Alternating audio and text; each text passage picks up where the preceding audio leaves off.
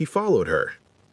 She drove 6 hours through the night to escape him, packed one bag, left while he was sleeping, told nobody where she was going. And 2 weeks later, he was standing in a parking lot in her grandmother's town, holding her favorite flowers, wearing his softest voice, touching her wrist like he had every right in the world. Her body locked, her throat closed. 6 hours and he still found her. But what Derek did not see, what he did not account for, was the man standing 2 rows back in that parking lot who had been watching since the moment Samantha's car pulled into that lot. A man who had known her since she was 16. A man who had never once stopped paying attention. He walked up beside her, took the bags from her hands, and said 4 words in a voice so calm it moved the entire situation without raising a single thing. Derek left, but he checked into a bed and breakfast 2 blocks away that same night. And what he did next, to her, to the man beside her, to her own mother, will make your blood run cold. Chapter 1. The engine was still running. Samantha hadn't turned it off yet. She wasn't ready. She sat behind the wheel of her 2019 Honda Civic with both hands gripping it so tightly her knuckles ached, staring at the small yellow house on Cleary Street like it might disappear if she blinked. Her sunglasses were still on. It was 9:30 at night. Maplewood, Ohio smelled exactly the same. That was the first thing that hit her, before the sight of the house. Before the sound of anything, the smell. October air carrying cut grass and chimney smoke and something faintly sweet she could never name but had always associated with coming home. She had forgotten that smell existed. 6 years in Chicago had replaced it with exhaust fumes and coffee shops and the particular cold of does not care whether you're okay or not. She was not okay. The porch light above Nana Bet's front door swung slightly in the wind, casting a slow, lazy arc of yellow across the front steps. The screen door was the same one. The crack in the second porch step was the same one. The old iron mailbox that read Rivers in faded block letters, still there, still slightly crooked, still doing absolutely nothing about it. Samantha pressed her lips together and looked in the rearview mirror. One suitcase in the back seat. Just one, because she had packed the second one and then stood in the middle of her Chicago apartment at 2 a.m. and decided she was leaving before she finished. Before she changed her mind, before he came back. She turned the engine off. She sat for another full minute anyway. The wind picked up and the porch light swung again, and somewhere down the street, a dog barked twice and stopped. Maplewood was quiet the way Chicago never was. A deep, thick quiet that felt like being wrapped in something. She had hated that quiet at 18. She had called it suffocating. Standing water. A town with no ambition and no future and nothing to offer a girl with plans.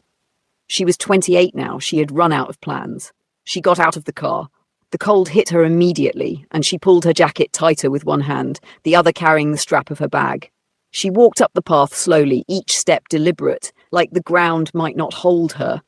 She had her sunglasses on in October, at night. She did not take them off. She raised her hand to knock, and the door opened. Nana Bette was 71 years old, 4 feet 11 inches tall, and had the eyes of a woman who had seen everything and forgotten nothing. She stood in the doorway in her housecoat and her reading glasses pushed up on her forehead, and she looked at her granddaughter standing on the porch with one bag and sunglasses on at night, and she did not say a single word. She reached out and took the sunglasses off Samantha's face. Gently, the way you handle something that might break. She looked at what was underneath. Still nothing. Not a gasp. Not a question. Not what happened or who did this or I told you so. Just Nana Bette's eyes going soft in a way that said she already knew, had probably known before Samantha even called 3 days ago, and had spent those 3 days cooking and praying and getting the back bedroom ready. She stepped aside. Samantha walked in. The house smelled like sweet potato and pine cleaner and the specific warmth of somewhere that has been lived in and loved in for 40 years. Samantha stood in the small hallway and felt something in her chest do something she could not explain and did not want to look at directly. Nana Bette locked the door behind them. Both locks. Samantha slept that night with every single light on. The bedroom light, the hallway light, the bathroom light, the small lamp on the bedside table. She lay on top of the covers, still dressed, one hand curled under her cheek, and stared at the ceiling of the room she had slept in every summer until she was 17. The glow-in-the-dark stars she had stuck up there at 13 were still there, faded now, barely visible, still holding on. She did not sleep for a long time. At some point, close to midnight, she turned her head toward the window. The curtain was thin and the street was visible. Cleary Street, empty and still. Except, across the street, the dry cleaning shop on the corner had a light on, not the neon sign. That was off. The light inside, warm and low, like someone working late. A shadow moved behind the glass. Slow, deliberate, someone arranging something on a rail or folding something at the back counter. Samantha watched it for a moment. Then she turned back to the ceiling. She did not think about who it was. She was too tired to be curious about anything that was not a threat. She closed her eyes. The light across the street stayed on. If you have ever had to drive home in the dark because there was nowhere else left to go, this story is for you. Subscribe and hit the bell, because what happens next will have your jaw on the floor. Drop where you are watching from in the comments below and stay close, because someone is already watching Samantha settle back into Maplewood. And it is not who you are going to think. Chapter 2. The Bible was open on the kitchen table when Samantha came downstairs the next morning. Isaiah 43:18. Forget the former things. Do not dwell on the past. Nana Bet was at the stove with her back turned, humming something low and church-like, the sweet potato pie already on the counter, even though it was 7 in the morning. She did not explain the verse. She never explained her verses. She just left them open and let you find yourself in them, which Samantha had always found equal parts comforting and invasive. She sat down at the table and pulled her sleeves down. "Pie for breakfast?" she asked. "I made eggs too," Nana Bet said, not turning around. "Sit down before you fall down." Samantha almost smiled, almost. She sat in the same chair she had sat in every morning of every childhood summer, the one closest to the window, the one with the slightly wobbly leg that nobody had fixed in 30 years, and she wrapped both hands around the mug of coffee Nana Bet set in front of her without being asked, and she looked out at Cleary Street, waking up slowly in the grey October morning. She was brilliant. That was the thing people always said first about Samantha Rivers, and the thing she had slowly stopped believing about herself over the last 3 years. She had graduated top of her class from Ohio State, moved to Chicago at 22 with $200 and a job offer, and built herself into a senior marketing executive at one of the city's most competitive agencies by 26. She had a sharp tongue, a faster mind, and the ability to walk into any room and own it within 5 minutes. She also wore long sleeves in August. She over-explained herself in conversations that did not require explanation. She apologized for taking up space. She had learned to read the temperature of a room the way other people read weather, constantly, anxiously, always preparing for a storm. She had bold lipstick on right now. Deep red. Armor. Her phone buzzed on the table. She turned it over without looking and pushed it toward the edge. She already knew who it was. She had 17 unread messages and 4 missed calls she had not touched since crossing the Ohio state line. At 9:15, the phone rang with a contact she actually answered. She picked up. "Baby." Her mother Linda's voice, warm and careful, in the specific way of someone who has rehearsed what they are about to say. "Are you settled? Are you okay? I've been worried sick." "I'm fine, Mom." "Because I was talking to Derek yesterday." Samantha went very still. "He called you?" "He's worried about you, Sam. He says you left without any real conversation, that you were upset, and he thinks if you two just sat down and—" "Mom, I'm not taking sides. I'm just saying—" "Mom." Samantha's voice was flat and quiet. That was the voice she used now when she needed to hold herself together. The loudness had been trained out of her somewhere around year 2 of the relationship. "I have to go." She hung up and sat with the phone face down in her hand for a moment. Nana Bet put a plate of eggs in front of her and sat down across the table and folded her hands and said absolutely nothing. Samantha thought about the 17 unread messages. She thought about the night she packed the one suitcase. She thought about the specific sound of a door slamming in an apartment where there was nowhere to go that was far enough away. She picked up her fork and ate her eggs. She had been 23 when she met Derek at a rooftop party in River North. He was 30, tall, well-dressed, the kind of man who made you feel chosen just by looking at you across a room. He laughed at everything she said. He remembered details. He introduced her to his friends, like she was extraordinary. She had been so certain for so long that she had finally found the exact right thing. The first time he raised his voice at her, they had been together 8 months. She had told herself it was stress. The first time he told her she was embarrassing him in public, she had told herself she had been too loud. The first time she changed her clothes because he looked at her outfit with that expression, that quiet, cooling expression. She had told herself she was just being considerate. She had spent 3 years being considerate, shrinking herself down inch by inch until she fit into the shape he needed her to be. Brilliant Samantha Rivers, who could walk into any room and own it, had learned to ask for permission before speaking at dinner parties. She never talked about that part. Outside the window, across the street, the door to the dry cleaning shop opened. Samantha looked up without meaning to. He was taller than she remembered, broader in the shoulders. He was wearing a dark jacket and carrying a set of keys, and he bent down to put a small dish of something on the ground, and an orange cat materialized from nowhere and started eating from it. He straightened up and looked up and down the street the way you do in a small town, not checking for danger, just acknowledging the morning, and then he went back inside. Samantha stared at the spot where he had been standing. "Is that?" she started. "Hajun?" Nana Bet said pleasantly, cutting a slice of sweet potato pie. "He took over his daddy's shop after Mr. Seo passed. 4 years ago now. Good boy. Brings me soup when I'm sick." Samantha looked at the orange cat finishing its breakfast on the front step of the dry cleaning shop. She had named that cat, or a cat exactly like it. She had named it Biscuit at 16 because it was round and orange and showed up on that same step every morning, and she fed it crackers from her school lunch. She was still staring when her phone buzzed again.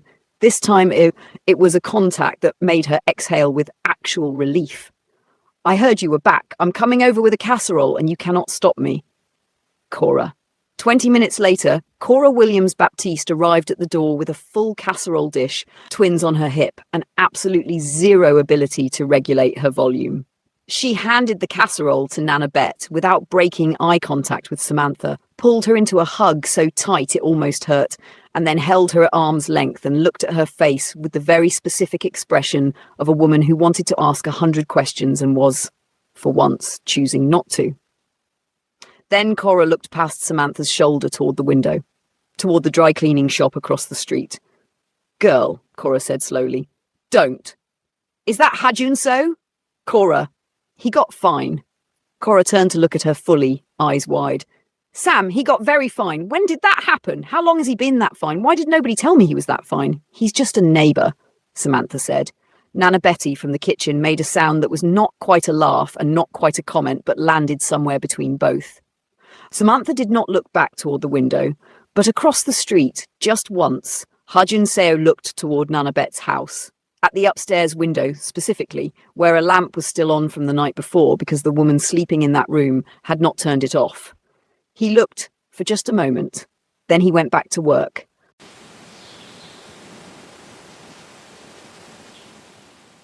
Chapter 3, Day 4 was supposed to be simple. Grocery store, 15 items, in and out. Samantha stood in the cereal aisle of Maplewood's only supermarket, holding a box of oatmeal and actually feeling something close to proud of herself. She had driven there alone. She had walked in alone. She had taken a basket instead of a cart because she was only getting a few things, and she had not once stopped to check whether anyone was watching her or following her through the aisles or tracking what she was putting in the basket and forming an opinion about it. Small, but hers. She paid at the register, and the cashier, a teenager named Brianna with gel nails and a name tag crooked on her vest, told her she liked her earrings, and Samantha said thank you and meant it. She walked out into the grey October afternoon with 2 bags in her hands and her keys between her fingers, and 4 days of something that felt cautiously like breathing. She was 3 steps from her car when she heard her name. Not hey or excuse me. Her name. Said in a specific tone she had spent 4 days trying to forget. Warm. Careful. The version of Derek's voice he used when he needed something from her. She stopped walking. He was standing beside her car. Not blocking it. Close enough to seem casual, far enough to seem non-threatening. He was holding flowers, yellow ones, the kind she had told him once, very early, were her favourite. He was wearing the grey coat she had bought him for his birthday 2 years ago. He looked good. That was the devastating part. He always looked good. "I've been worried about you," he said. She didn't say anything. "I just want to talk, Sam, 5 minutes." He took 1 step closer and his voice dropped lower, gentler. "I know you're angry. You have every right to be angry. I've been doing a lot of thinking and Derek, her own voice came out flat, small. She hated that. "You didn't even let me explain. You just left." He said it like she had done something impulsive, like she had overreacted to a minor inconvenience. He held the flowers toward her. "I'm not here to fight. I just need you to hear me out. That's all." She knew this version of him. She had loved this version of him once at the very beginning, before she learned that this version was the one he wore right before or right after the other version appeared. This was the version that made her doubt herself, made her think maybe she was the problem. Maybe she was too sensitive. Maybe she misremembered things. Her hand was on her car door and she could not make herself open it. That was the thing. Nobody told you about it. That your own body stopped working right. That your brain could know exactly what was happening and still send your feet the wrong signals. She stood there, keys in hand, bags cutting into her fingers, and she could not move. He reached out and touched her wrist. Everything in her went completely still. Not calm. Still, the way a person goes still when they are trying very hard not to show fear because they have learned that showing fear makes things worse. Her breath sat in the middle of her chest and did not move, and the grocery bags felt very heavy, and she thought very clearly and uselessly, "Say something." She could not say something. "Hey." The voice came from her left, easy, unhurried, like it was any ordinary afternoon. A hand lifted the grocery bags from her fingers. Both of them, in one motion, light and unbothered. And then Seo Hajun was standing beside her, not in front of her, not between her and Derek, just beside her, with her grocery bags in his hand and his car keys in the other, looking at Derek with an expression that had absolutely nothing aggressive in it, and was somehow still one of the most immovable things she'd ever seen. "You ready?" Hajun said. To her. Only to her. That was it. No threat. No puffed chest. Just 2 words that told Derek very clearly that she was not alone, had not been alone, and would not be alone for as long as Hajun was standing there. Derek looked at Hajun. He looked at Samantha. He looked at the flowers in his own hand. Something shifted in his face, the warmth draining out, leaving behind something harder and colder that he covered quickly with a tight smile. "I'll be around," Derek said. To her. Only to her. Then he walked away. Samantha stood very still for another 3 seconds. Then she walked to the passenger side of Harjun's car because her legs had decided that was where they were going, and he unlocked it without a word, and she got in, and he put her bags in the back and got in on the other side and started the engine. He did not ask her if she was okay. He already knew she was not okay. He pulled out of the parking lot and turned onto one of Maplewood's back roads, the long, winding ones that went past the old water tower and the fields that had not been farmed in years. And he drove slowly and he turned on the radio low, and a Marvin Gaye song came on that she did not know the name of, but recognised in her bones. She cried for 40 minutes. Not quietly, not politely. The kind of crying that had been building behind her chest for 4 days and had found a door finally and walked straight through it. Hajun drove and let the music play and handed her napkins from the glove compartment without looking over, and did not say a single word that required her to respond. When she finally stopped, her face hurt and she felt hollowed out in a way that was almost relief. "Sorry," she said automatically. "Don't," he said. She looked out the window at the flat Ohio fields going dark in the late afternoon. "How did you know?" she asked. "In the parking lot. How did you know I needed—" "You made that face!" She turned to look at him. "10th grade," he said. "Mr. Patterson used to call on people without warning. You'd go completely still right before. Same face, different reason." He paused. I was parked 2 rows over. I saw him walk up. She stared at him for a long moment. Then she laughed. It came out before she could stop it. Short and surprised and real. The first real laugh in longer than she could remember. Hajun did not laugh. But the corner of his mouth moved. He drove her home as it got dark. He carried her bags to Nanabet's door and handed them to her and went back across the street, and she stood on the porch and watched the light come on inside the dry cleaning shop. Something had shifted. She couldn't name it yet. She wasn't ready to. What she did not know, what she would not find out until Cora called her the next morning with the information delivered at full volume, was that Derek had not checked out of the Cleary Street bed and breakfast 2 blocks away. He had extended his stay by 2 weeks. He was not done with Maplewood. He was not done with her.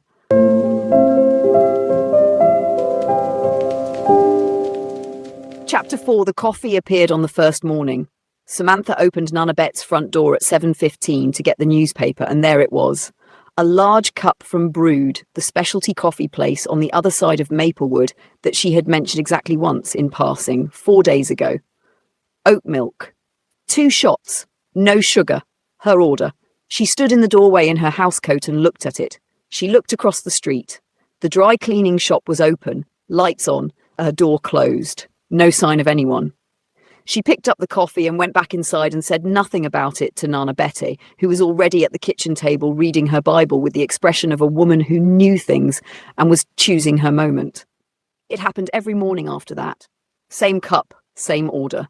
Always there before she came downstairs. She never saw him leave it. She never mentioned it. He never brought it up. They existed in this strange, comfortable agreement to pretend it was not happening. Cora found out on day 3. Cora found it completely unacceptable. "You need to say something," Cora said, sitting at Nanabet's kitchen table with a twin on each knee and her voice pitched at a volume appropriate for a stadium.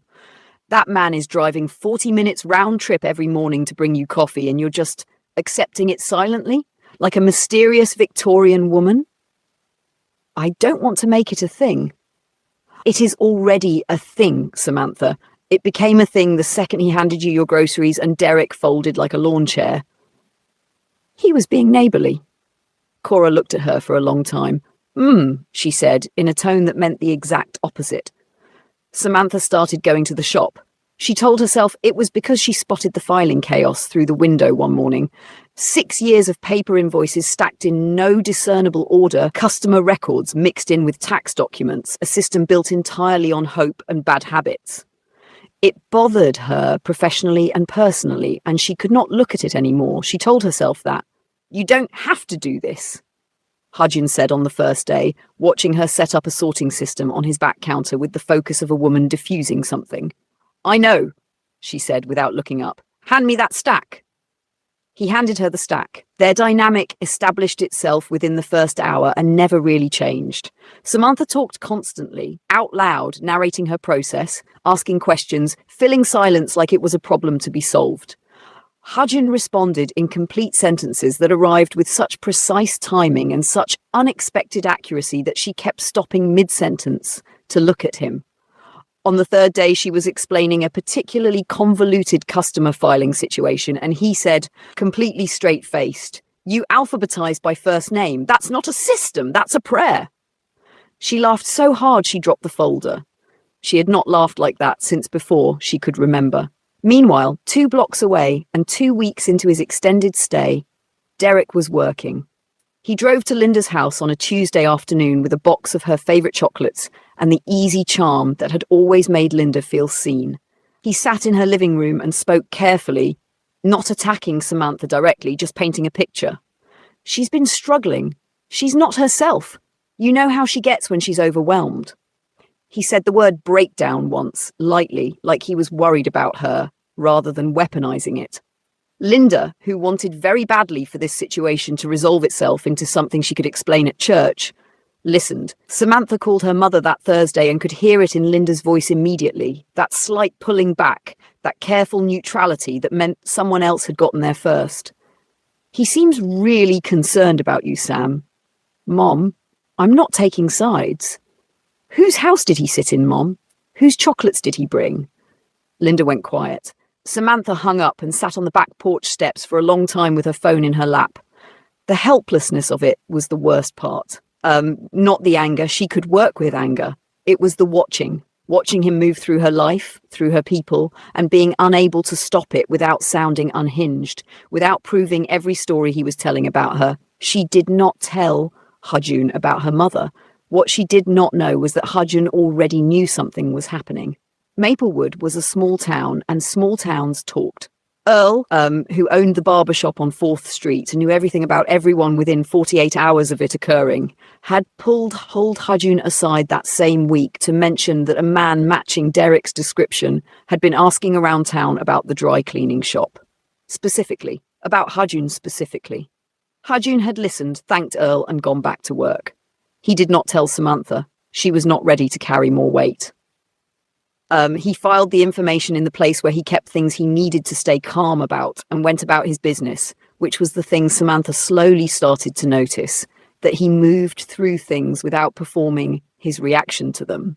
He did not broadcast his feelings. He did not use silence as punishment. He was simply steadily there. It was disorienting in the best way. On a Wednesday night after closing up the shop, she sat on the front steps instead of going straight home. The air was cold and sharp, and she could see her breath. Hajun came out, locked the door, saw her sitting there, and sat down beside her without asking why. They sat in comfortable silence for a moment. Then she said, carefully, not looking at him, "I don't trust my own judgment anymore. About people." She paused. "About men. I keep thinking, if I got it that wrong once, how would I even know the difference?" Hajun was quiet for a moment, not the silence of someone forming the right thing to say, the silence of someone who was actually thinking. "That makes sense," he said finally. "You learned from someone who lied about what love looked like. Of course your measuring stick is off. That's not a flaw, that's just damage from a specific source." She turned to look at him. Nobody had ever said it that plainly. Not her therapist in Chicago, not Cora, not Nana Bet with all her verses. Just that plainly. That's damage from a specific source. Like it was simple. Like it was survivable. She went home 20 minutes later and sat on the edge of her bed and cried quietly for a few minutes, and it was not the same kind of crying as the parking lot. This was something releasing, something old and tight finally loosening. She was still thinking about it when Cora texted her at 11 p.m. "Did you know Hajun was engaged 2 years ago?" Samantha sat up straight. "To who?" she typed back. "Don't know. Town went quiet about it real fast. Ended like 3 months before the wedding." "Why did it end?" 3 dots appeared, disappeared, appeared again. "Ask him yourself." Samantha put her phone face down on the mattress and stared at the ceiling. She did not sleep for a long time. Chapter 5. She found it on a Thursday afternoon. It was tucked behind a box of old customer receipts from 2021, a plain manila folder with nothing written on the outside. She almost set it aside without opening it. She almost moved on to the next stack. She opened it. Medical billing statements, 12 of them, arranged by date, spanning 2 years. The name at the top of every single one was the same. Bet Rivers, 14 Cleary Street, Maplewood, Ohio. Samantha stood very still behind the counter and read the first page completely. Then the second. Her grandmother's cardiologist, the follow-up appointments, the medication adjustments, the 2 hospital stays. She had told Samantha were nothing serious, baby, just my pressure acting up. At the bottom of each statement, in the payment reference line, the same name appeared every time. C.O. Hajun. She stood there for a long time. Then she walked out from behind the counter to the front of the shop where Hajun was sorting a rack of finished orders. He heard her come up and turned around and looked at her face, and whatever he saw there made him set the hanger down slowly. She held up the folder. He looked at it. He did not look surprised. He did not look caught. "Nana Betty needed help," he said. "Hajun." Her voice came out thinner than she wanted. "She wasn't going to ask you. You were in Chicago building your life, and she didn't want to be the reason you felt pulled back." He said it plainly, like it was simple math. "I was across the street. I had the money, so I paid it. For 2 years. Yes. Without telling anyone. She knew. I told her I'd stop if she told anyone." He paused. "She's family." 2 words. "She's family." said without weight or performance or any expectation of credit. Like it was the most obvious thing in the world. Like, of course, you take care of family. Like there was no other possible response to someone you loved needing help.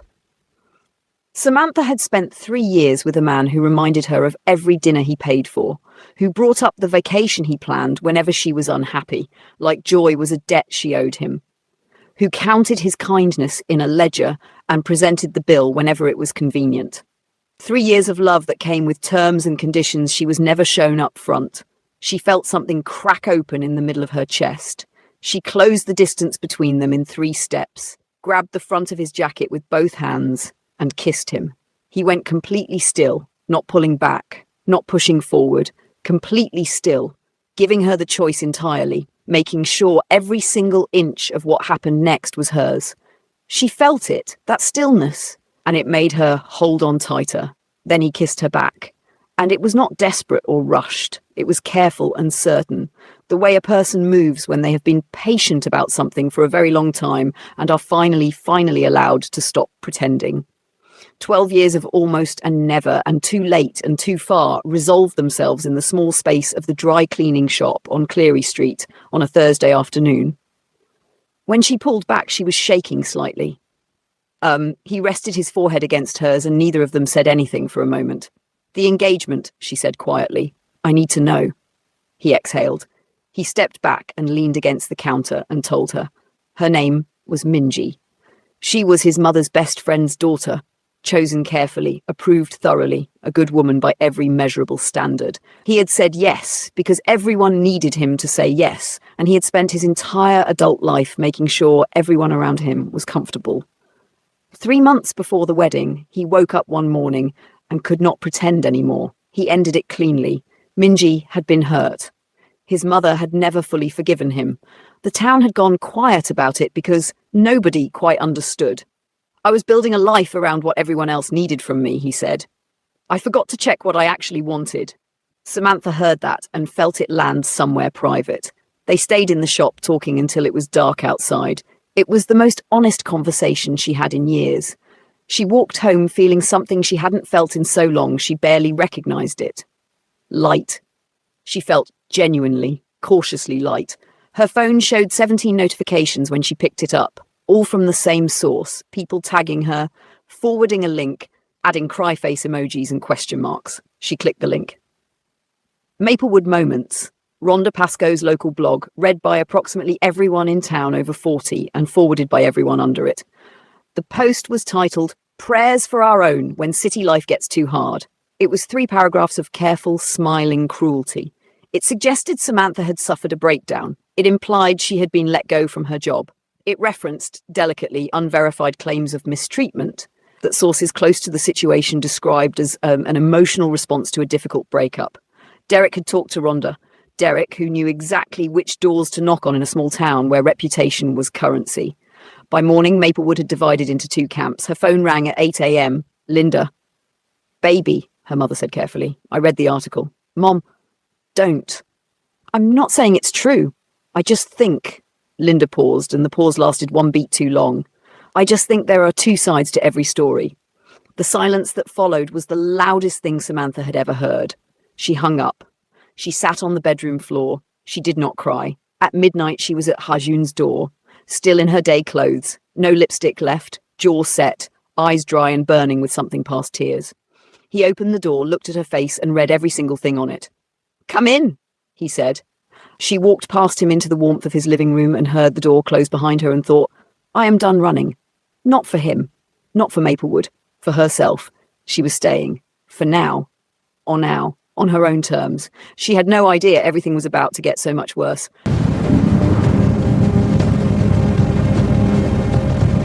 Chapter 6. It was Cora who called her. Don't panic, Cora said, which was the single worst way to begin any sentence. Hajun is fine. But you need to come to the shop. He was sitting in the back room with a cloth pressed to his lip when she got there. The split was clean, the kind that comes from one direct hit rather than a struggle. His jacket was on the floor. He was very, very calm, which made her less calm. Derek, she said. It was not a question. He was waiting behind the building when I was taking out the trash. Hajin's voice was even. He wanted me to understand that I was making things complicated for myself. He hit you. I didn't move when he told me to. Something went cold inside Samantha. Then it went hot. A very specific kind of hot that she had never felt before. Not the sharp heat of fear or the wet heat of tears, but something low and steady and absolute. She was in Nana Bet's kitchen in 8 minutes flat. The cast iron skillet was on the stove. She picked it up. She was out the front door in 9 minutes. She made it exactly 1 block. Nana Bet, who moved with the speed of a woman powered entirely by the Holy Spirit and decades of managing difficult situations, materialized on the sidewalk in front of her with her Bible in one hand and her house shoe still on one foot. Samantha Louise Rivers, Nana, move! Not on this street. Nana Bet stepped directly into her path and looked at the skillet and then looked at her granddaughter's face and did not flinch. Not today, not with that. He put his hands on Hajun. I know what he did. Give me the skillet. Nana, give me the skillet. From across the street faintly came the sound of Cora's voice. I'm filming for safety purposes. A pause. I am absolutely lying about that. Samantha stood on the sidewalk in the cold with the skillet in her hand and her whole body shaking with the effort of not moving forward.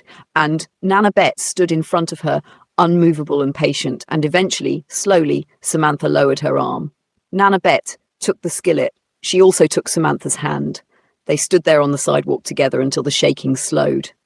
The next morning, Mrs. Seo arrived. No warning. A taxi from the airport. One large suitcase and the expression of a woman who had made a decision and boarded a plane before anyone could talk her out of it. She was 63, sharp-eyed and elegant in the specific way of someone who had spent years making sure everything around her looked exactly right. She saw Samantha coming out of the shop. Her expression said everything. She said nothing. Then she waited until Samantha was gone. Then she sat across from her son in his kitchen and folded her hands and looked at him the way she had looked at him when he ended the engagement, like he was making a mistake she could see clearly and he was refusing to. That girl has chaos following her, she said. Hajun was quiet for a moment. I know, he said. Then you understand why.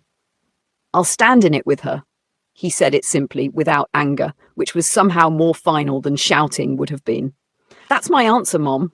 Mrs. Seo looked at him for a long time. Something moved across her face that she covered quickly. She picked up her tea and said nothing more. 3 days later, an email arrived. Samantha was on the back porch when she read it. Senior Creative Director, Harman and Reed, Chicago. The firm she had applied to 2 years ago and been rejected from. They had an opening. They wanted her. The salary figure made her blink twice. She read it 3 times. She sat with it for 2 days. She thought about Derek still at the bed and breakfast, Rhonda's blog post still sitting online, her mother's voice saying 2 sides. She thought about being 22 and arriving in Chicago with nothing and building something real from nothing. She thought about how she had come to Maplewood to survive and had not planned on anything beyond that. She thought about Hajun. And that was exactly the problem. She was starting to make decisions around Hajun's presence, and the last time she had shaped her life around a man, it had cost her everything. She could not do that again. She would not survive doing that again. She accepted the offer on a Tuesday morning. Alone. Quietly. She told herself she would tell Hajun that evening. She did not tell him that evening, or the next morning, or the day after that. Nana Bet found the offer letter on the kitchen counter on a Thursday. Samantha came downstairs to find Nana Bet at the kitchen table, reading glasses on, the letter in front of her, Isaiah open on the other side. She looked up at her granddaughter with an expression that was not angry and not disappointed, and was somehow worse than both. When were you going to tell him?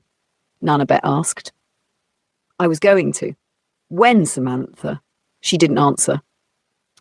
Nana Bet picked up her phone, right there at the table. She dialed and held it to her ear and said, when the other end picked up, Hajun baby, can you come over? Samantha said, Nana?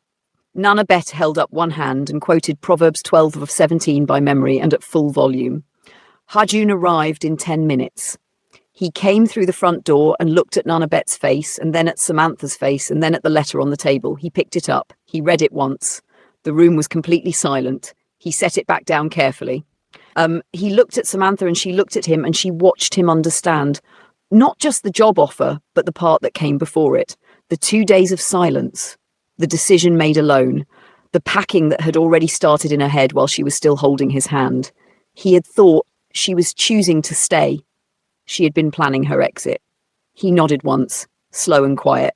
He put his keys back in his pocket. Then he walked out.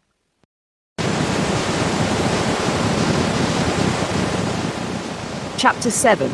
He came back. Not that night. That night, the house on Cleary Street was quiet in a way that had weight to it, and Samantha sat on the edge of her bed and did not sleep and did not cry and did not do anything except exist inside the specific stillness of someone who has just watched something good walk out the door because of their own hands. He came back the next morning, 7 a.m. He knocked twice. She opened the door and he was standing on the porch with his hands in his jacket pockets and his jaw tight and his eyes carrying something she had not seen in them before. Not anger, not coldness, something more honest than both. "Can we talk?" he said. They walked to the shop. He unlocked it but didn't turn on the main lights, just the back lamp, the one she had come to associate with late evenings and easy conversation and the person she was slowly becoming again. They stood across the counter from each other and the silence lasted long enough to mean something. Then Hajun spoke. "I never asked you to stay for me." His voice was low and even, and she could hear, underneath it, the slight shake he was working very hard to control. That shake was worse than any raised voice she had ever heard. "I never asked you to build anything around me or give anything up for me. I just needed you to tell me the truth." He looked at her directly. "I deserved the truth, Samantha." She opened her mouth, closed it. "You were in my shop every day," he said. "You were at my door at midnight. You let me in, and the whole time you were already packing in your head, and I was standing there thinking—" He stopped, pressed his lips together, started again. "I felt like a fool." "You are not a fool." Her voice came out broken at the edges. "Then what was I?"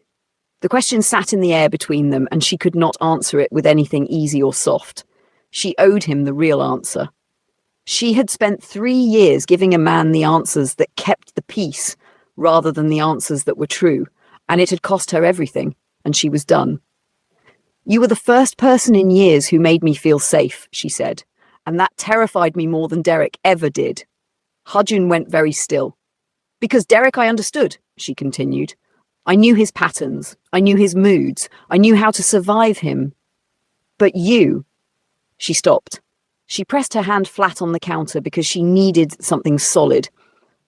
"I don't know how to stay somewhere without it costing me everything. I don't know how to be in something good and trust that it stays good. I kept waiting for the version of you that I'd have to survive, and it never came, and I didn't know what to do with that."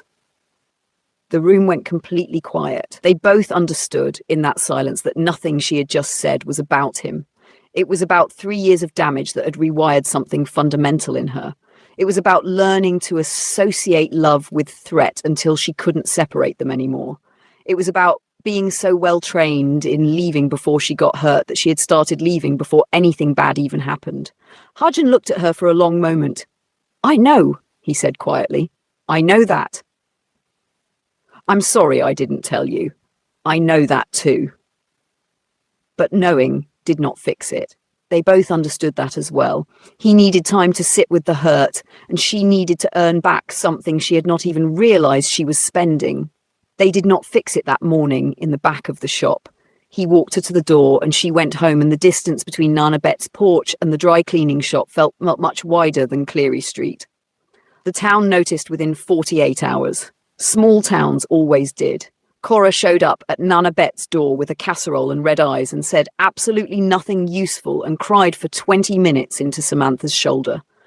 Nana Bet began quoting Proverbs at the breakfast table every single morning, a different verse each day. All of them pointed with the precision of a woman who had a specific target in mind. By day 5, Samantha was starting to feel personally prosecuted by the Book of Proverbs. On the 6th morning, her phone rang with a number she did not have saved. "This is Myung-ja Seo," the voice said. "I'd like to meet with you. At the shop. This afternoon, if you can." Samantha almost said no. She went anyway. Mrs. Seo was already there when she arrived, sitting at the small table in the back where Samantha had spent weeks reorganizing files, hands folded, a phone face down on the table in front of her. She looked at Samantha with an expression that had changed since their first silent exchange outside the shop. The judgment was still there, but something else had moved in alongside it. "Sit down," Mrs. CO said. Samantha sat. Mrs. CO picked up the phone. She turned it over, opened an audio file, and pressed play. Derek's voice filled the small room. It was from 2 weeks ago, the parking lot of the pharmacy on 4th Street. Mrs. CO had been in her car when she saw the exchange.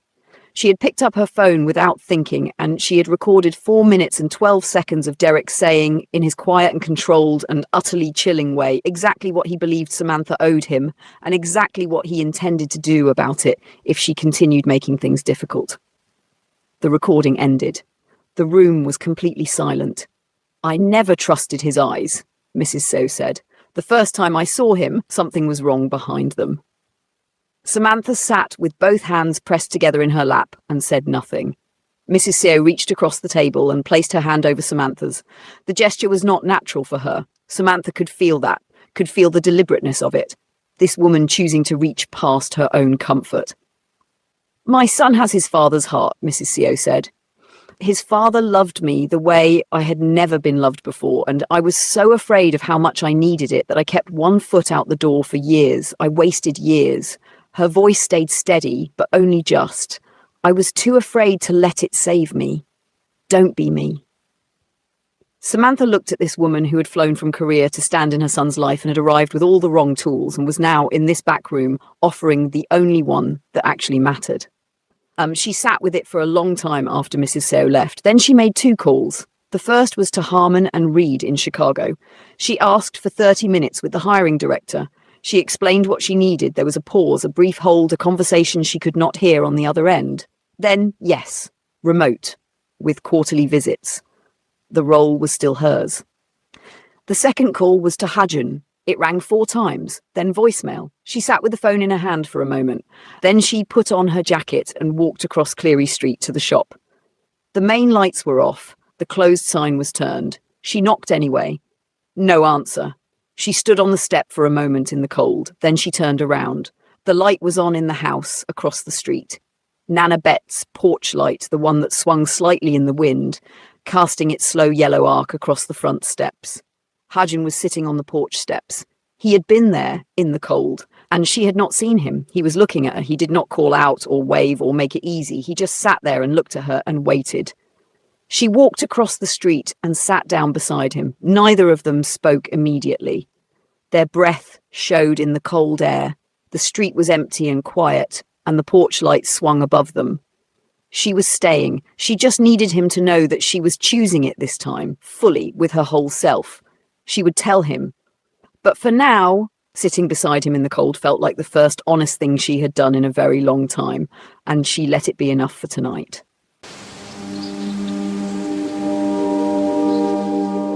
Chapter 8.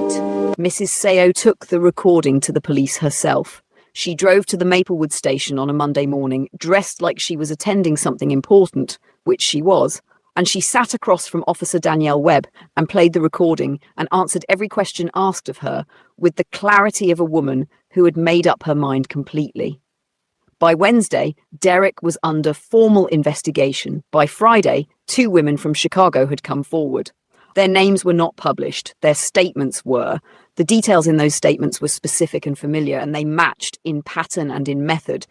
Everything Samantha had lived through and been told was her own fault or her own imagination or her own sensitivity. It was not her fault. It had never been her fault.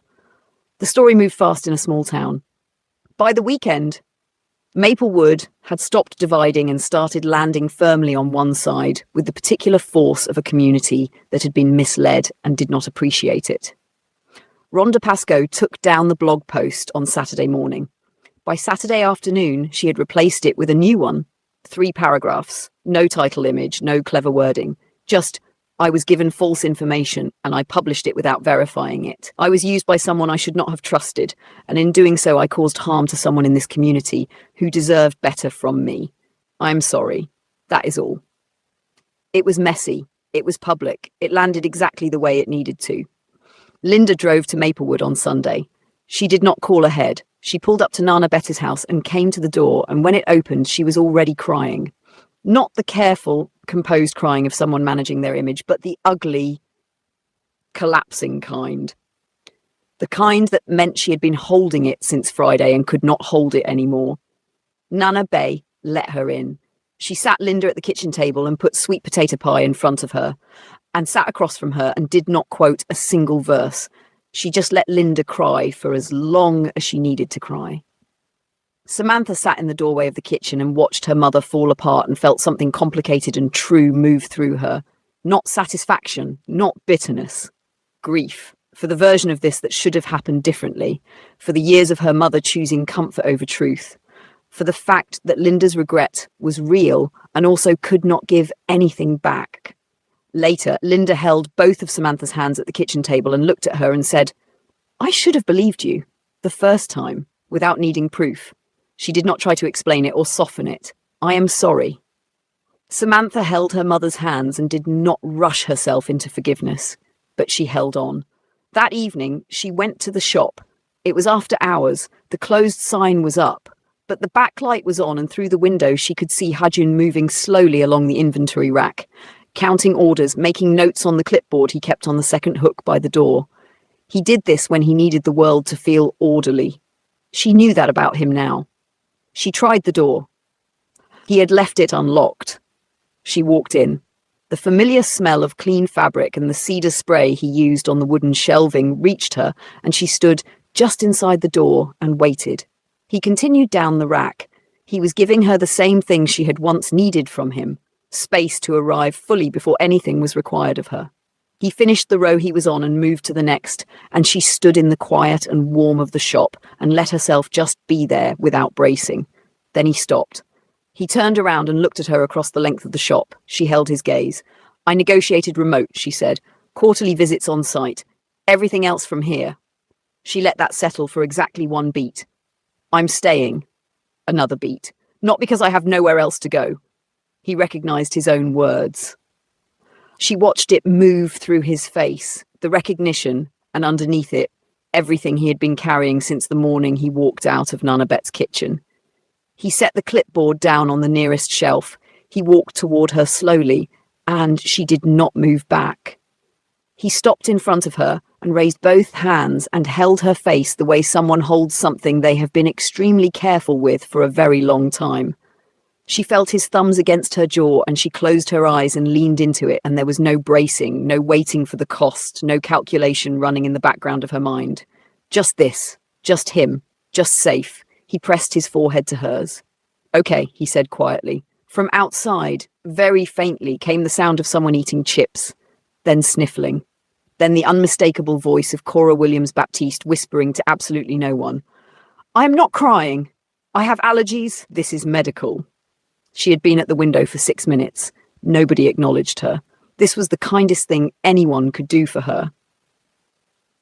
3 days later, Derek checked out of the Cleary Street bed and breakfast. He did not say goodbye to anyone. He did not leave a note or a message or a final performance of the version of himself he had tried to convince this town was real. He simply left, the way people leave when the ground has run out from under the story they were trying to tell. Samantha found out from Cora, who found out from Earl at the barber shop, who had watched the taxi pull away himself. She was on Nana Bete's porch with her morning coffee when she heard. She sat with it. She waited to feel something. Relief, triumph, the specific satisfaction of watching someone who hurt you run out of options. What she felt instead was quieter than any of that. A kind of absence. The background noise of dread that had been running underneath every ordinary moment for weeks was simply gone, and the silence where it used to be felt strange, almost empty. She was still sitting with that strangeness when the front door opened behind her and Hajin came out with a second coffee, her exact order, oat milk, 2 shots, no sugar, and sat down beside her on the porch steps and handed it to her without a word. She took it. She looked at it. She looked at him. The empty feeling was not emptiness at all. She understood that now, sitting in the quiet of Cleary Street with coffee in her hands and Hajun beside her and the porch lights still and steady above them. It was just what peace felt like. She had forgotten. She was remembering now. Chapter 9. 6 months later, Maplewood was in the middle of April.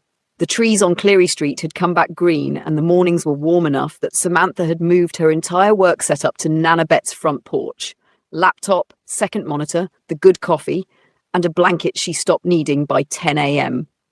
She had a call with a client in Seattle at 9, a campaign review with a team in Miami at 11, and a deadline for a brand launch in New York by end of day. She managed all of it from a wicker chair on a porch in Maplewood, Ohio, in bare feet, with Biscuit, the orange cat, asleep on the step below her. She had not shrunk. She had expanded. She had taken everything she had built in Chicago, the skill, the instinct, the sharp mind that had never actually left her, only been buried, and brought it home with her. The work was better now. She could feel it. Her thinking was clearer. Her ideas had room to breathe. She was sleeping with the lights off. Not all nights, but most. Nana Bet passed through the porch twice an hour with no stated purpose, which was her way of checking on people without admitting she was checking on people. On her third pass, she left a cup of tea beside the laptop without breaking stride and quoted Proverbs 31 under her breath. Samantha smiled at her screen and said nothing.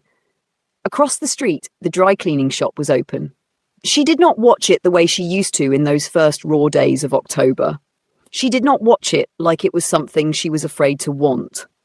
She watched it the way a person watches something that belongs to their regular, ordinary daily life, with comfort and ease and the quiet pleasure of things being exactly where they are supposed to be. That evening, she was getting ready for dinner. Nothing special.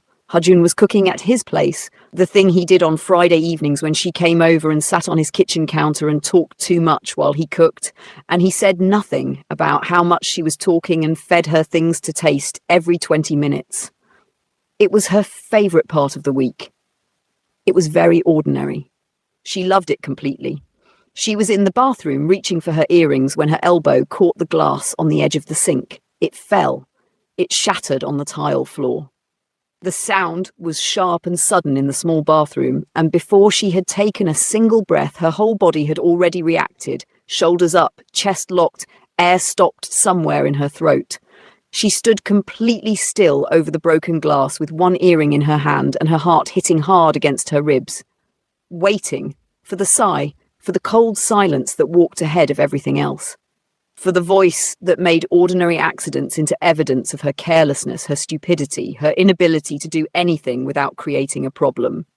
She stood there and her body waited for something that was not coming, and she could not make her body understand that yet. Hajun appeared in the bathroom doorway. He had let himself in. She had given him a key 2 months ago in the most casual exchange possible, handing it to him mid-conversation about something else. Both of them pretending it wasn't significant when it was the most significant thing. He looked at the glass on the floor. He looked at her face. He looked at her standing frozen with one earring in her hand and her shoulders at her ears. He understood everything in 2 seconds. He did not say, "It's fine." He did not say, "Don't worry about it," or "It's just a glass," or any of the things that would have required her to perform being okay before she was okay. He crossed to the small closet, got the dustpan, came back and knelt down on the bathroom floor and started picking up the pieces quietly and carefully. "Hey," he said, without looking up. "You're okay? I've got it." She broke. Not dramatically. She sat down on the edge of the tub and put her face in her hands and cried with the full weight of everything those 5 words meant. Not just tonight, not just this glass, but every version of this moment she had lived through that went differently. Every time she had stood over something small and broken and made herself as invisible as possible and waited to find out how much it was going to cost her. It did not cost her anything. It was a glass. He was on the floor picking it up. That was it. That was all. Hajun finished, put the dustpan aside and sat on the floor with his back against the tub beside her feet. He did not pull her down to him or tell her to stop or remind her they had dinner to get to. He sat on the bathroom floor in his Friday evening cooking clothes and stayed right there and let her take all the time she needed. She slid off the edge of the tub and sat on the floor beside him. He put his arm around her and she leaned into his side and they sat on the bathroom floor of Nana Bet's house for a long time in complete silence. He did not rush her back to okay. He never rushed her back to okay. She thought about Derek. She thought about how love used to feel like constant math, calculating costs, measuring reactions, managing his comfort at the direct expense of her own. She thought about the woman who used to rehearse sentences before saying them, who apologized for crying, who spent 3 hours redoing her makeup once because someone told her face annoyed him. She did not live there anymore. She was sitting on a bathroom floor being held by a man who had knelt down without hesitation, and all he had said was, "You're okay, and I've got it," and meant both things completely. She was okay, he had it. She wiped her face, she stood up. She finished putting her earring in. He stood up, straightened his shirt, and looked at her in the mirror with the expression she had come to understand meant he thought she was remarkable without requiring her to perform that remarkableness for anyone. "Ready?" he said. "Yes," she said. They had dinner. It was ordinary and warm, and she talked too much, and he fed her things to taste, and the kitchen was full of sound and light, and she laughed twice so hard she had to set her fork down. 3 months later, on a warm July evening, he asked her on the porch. No restaurant, no arranged moment. They had been sitting on Nana Bet's porch steps after a neighborhood cookout, full and comfortable, and he had been quiet for a few minutes in the way he got quiet when he was thinking something through to its end. Then he shifted, and she turned to look at him, and he was on one knee on the porch step, and her heart stopped completely. He looked at her steadily. "I don't want you to stay because you have nowhere else to go," he said. "I want you to stay because this is exactly where you want to be." From inside the house came no sound at all, which meant Nana Bet was at the window and had turned off the television and was holding completely still so she could hear. She had been there, it would later emerge, for 20 minutes, with a slice of pie and her Bible open to Song of Solomon. Samantha said yes before he finished the sentence. She said it clearly, fully, without hesitation or calculation, or the quiet background fear of what saying yes to someone might eventually cost her. She said it like a woman who had made a free choice and knew it. Nana Betty erupted from inside the house like she had been launched. They got married in September, in the backyard of the house on Cleary Street. The house Hudgeon had quietly purchased 2 years earlier to keep it safe, to keep it in the family, before he had any reason to believe she was coming back. He had just kept the light on, in every sense. Mrs. So stood beside her son before the ceremony and pressed her late husband's ring into his palm without a single word. Her hand shook slightly. He covered it with his own, and they stood together for a moment in the kind of silence that holds everything that cannot be said. Linda stood in the front row in a yellow dress and cried from the moment the music started. Not pretty crying, the kind that meant she understood exactly what she had almost cost her daughter and was living inside that knowledge in real time. Samantha saw her mother's face during the vows and felt the full, complicated weight of forgiving someone who genuinely did not understand the harm they caused until it was almost too late. She had chosen to forgive her, not because it was easy, not because the hurt had disappeared, because she was no longer the woman who stayed small to make other people comfortable. And forgiveness, chosen freely and on her own terms, was the opposite of small. After the ceremony, after the food and the dancing, and Cora making 3 separate speeches that nobody asked for and everyone enjoyed, after Mrs. Co actually laughed at something Nana Bet said, and the 2 women sat together at the garden table like they had known each other for years, Samantha slipped away to the front porch. She stood there barefoot on the warm wood in her wedding dress. Hudgeon found her 2 minutes later. He leaned in the doorway and said something low and quiet that was just for her, something that had no business being as funny as it was, and she laughed. Not the polite laugh she had learned to perform, not the careful, measured laugh of someone making sure they were not taking up too much space, a full, complete, head thrown back, whole-body laugh that she did not manage or contain or apologize for. He watched her laugh with the expression of a man who considers himself very lucky and knows it. The porch light was on above them. It was the same light that had been swinging over this porch since before either of them were old enough to understand what they were to each other. It was still slightly crooked. Nobody had fixed it. Nobody needed to. She had come home to survive. She stayed because surviving was only the beginning. If this story touched something in you, if you have ever had to rebuild yourself from the inside out, or if you are still in the middle of that, this one was for you. Like this video and subscribe so you never miss a story. And tell me in the comments, what moment in this story hit you the hardest? Was it the parking lot, the bathroom floor, or the porch light that never went off? I read every single one. Drop it below.